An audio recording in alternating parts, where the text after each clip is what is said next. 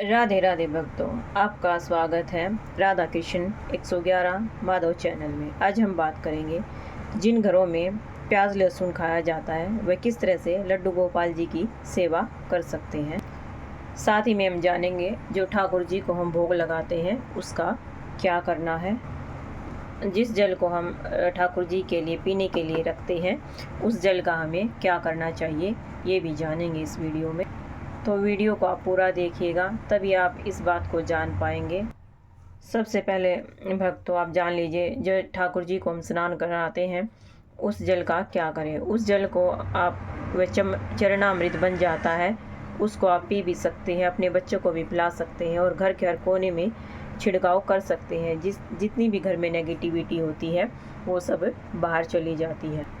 अब बात करते हैं कि सभी घर में व्यक्ति एक जैसे तो नहीं हो सकते, वो प्याज लहसुन का भी भोग खाते हैं। तो ठाकुर जी को प्याज लहसुन का भोग नहीं लगाया जाता।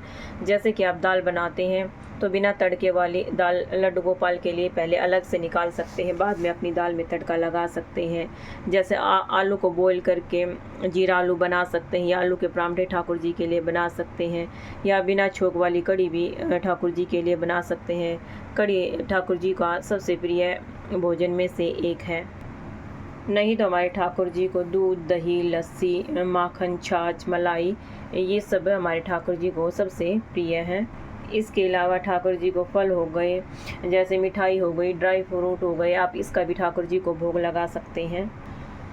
नहीं तो दूध हम सब के घर में होता है, आप सुबह और शाम मिश्री के साथ ठाकुर जी को दूध का भोग भी लगा सकते हैं।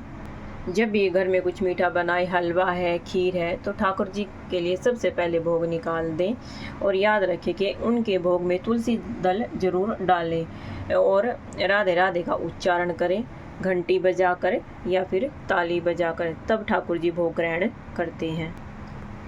अच्छा, एक बात और आपको बताती हूँ, जैसे ठाकुर जी को हमने भोग लगाया उसे पूरे खाने में मिक्स कर देते हैं, ये गलती कभी ना करें। कई भक्तों के मन में सवाल आता है कि जो ठाकुर जी को भोग लगाते हैं, जो हमारा प्याज लहसुन वाला भोग होता है उसमें मिक्स कर सकते हैं।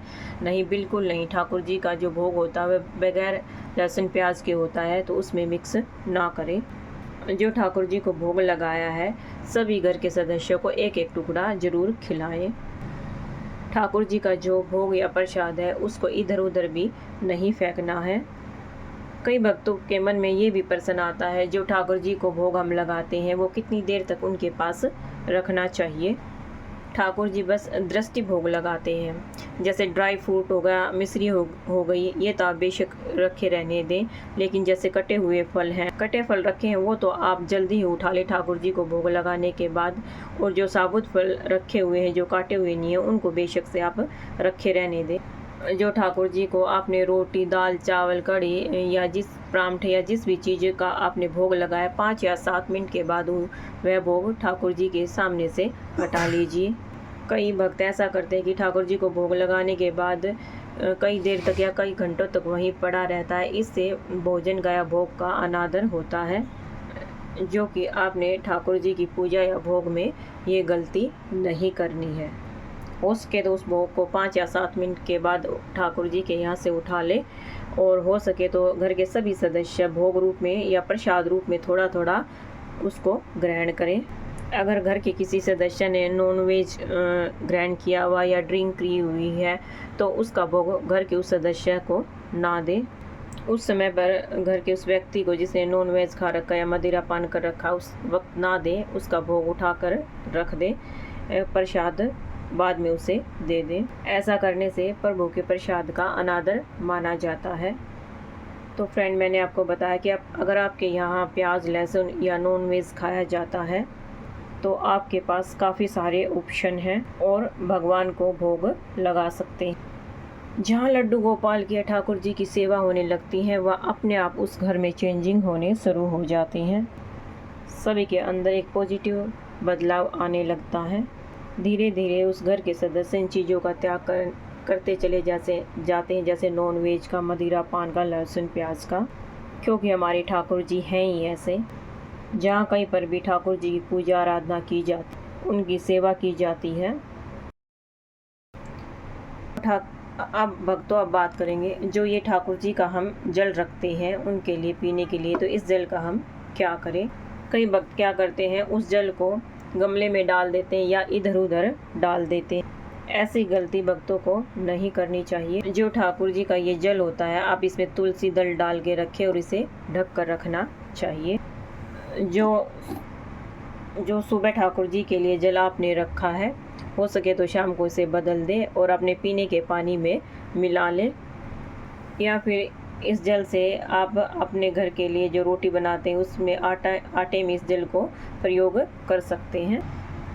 इस जल का जो पॉजिटिव सकारात्मक प्रभाव है घर के सभी सदस्यों पर पड़ेगा और उनका स्वास्थ्य अच्छा रहेगा, उनकी मानसिक स्थिति अच्छी रहेगी। वह अपना जो निर्णय होगा वो आसानी से ले पाएंगे, क्या सही है क्या गलत है।